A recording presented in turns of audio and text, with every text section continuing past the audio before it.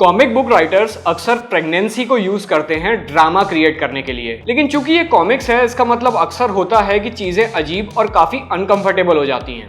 Comic book writers को pregnancy को handle करने की समझ एक तरफ नहीं होती है, ये समझने में प्रॉब्लम नहीं है। ध्यान देने की बात यह है कि ज्यादातर लोग रियल वर्ल्ड में एक रियल प्रेगनेंसी को हैंडल करने का तरीका नहीं जानते हैं, तो सुपर हीरोज की पागल दुनिया में ऐसी स्थिति को संभालना कैसे जानेंगे।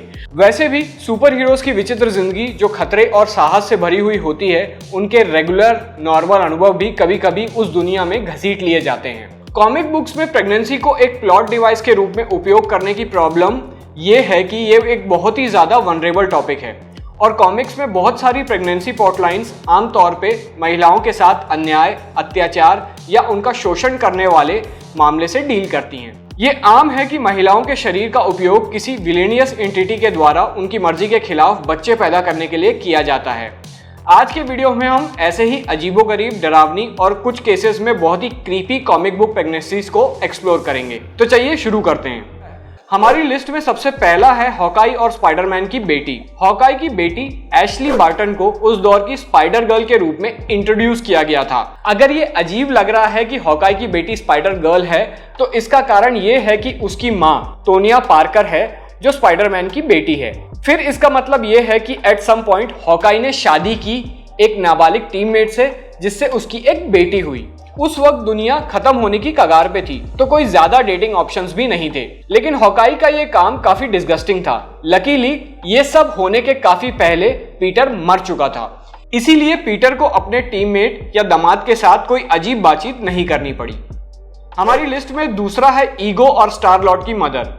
गार्जियंस ऑफ गैलेक्सी 2014 के एंड में यह रिवील हुआ था कि स्टार लॉर्ड का पिता असल में कोई ह्यूमन नहीं था, बल्कि कुछ मिस्टीरियस जीवन रूप यानी लाइफ फॉर्म था जो सिर्फ समथिंग एंशिएंट के रूप में वर्णित किया गया था।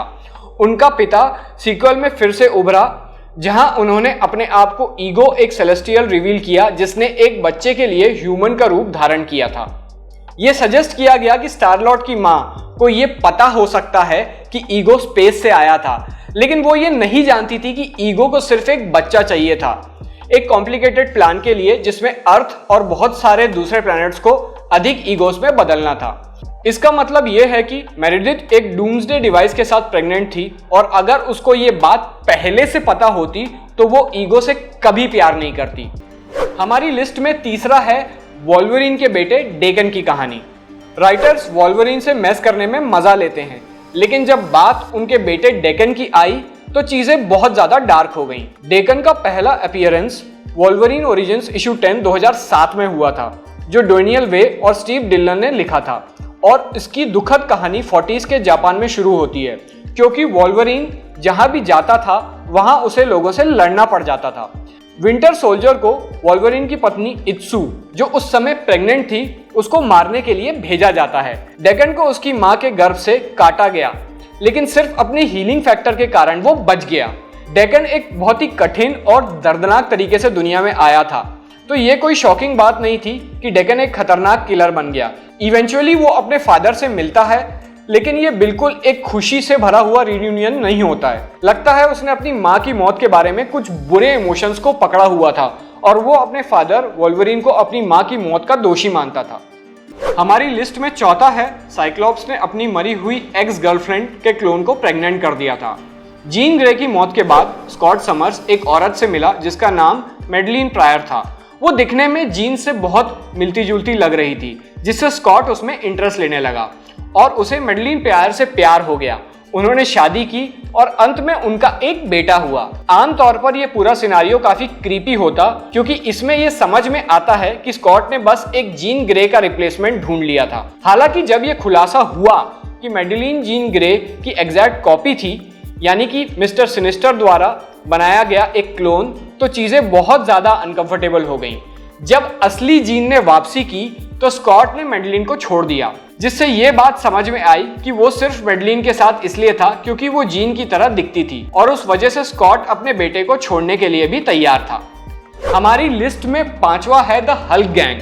मार्क मिलर और स्टीव मैकनिवन की ओल्ड मैन लोगन 2008 की एक अपोकलिप्टिक फ्यूचर में सेट है, जहां विलन्स एक साथ टीम अप हो गए और उन्होंने सभी हीरोज को सक्सेसफुली हरा दिया। इस वजह से पूरी दुनिया नर्क में बदल गई।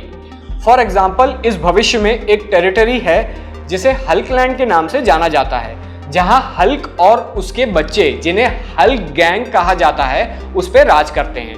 लगता है कि हीरोज की गिरावट के बाद हल्क की पर्सनालिटी ने एक बहुत ही क्रीपी मोड़ लिया, क्योंकि हल्क गैंग की माँ शी हल्क है ब्रूस बैनर की कजिन, और बैनर गामा पॉइजनिंग से सफर कर रहा है, जिससे हल्क पूरी तरीके से पागल बन जाता है। हमारे लिस्ट में छठा है एनीवन स्पाइडरमैन प्रेग्नेंट कर देता है। 2006 की मिनी सीरीज स्पाइडरमैन रेन, जिसे कारे एंड्रयूज ने लिखा था, एक डार्क फ्यूचर की कहानी बताता है, जहां पीटर पार्कर ने स्पाइडरमैन बनना छोड़ दिया है और एक अकेले दुखी बूढ़े इंसान की तरह रहते हैं, जबकि एक तानाशाही गवर्नमेंट ने न्यूयॉर्क सिटी पे कंट्रोल कर लिया है। पीटर अपनी मर चुकी पत्नी मैरी जेन की यादों से परेशान है।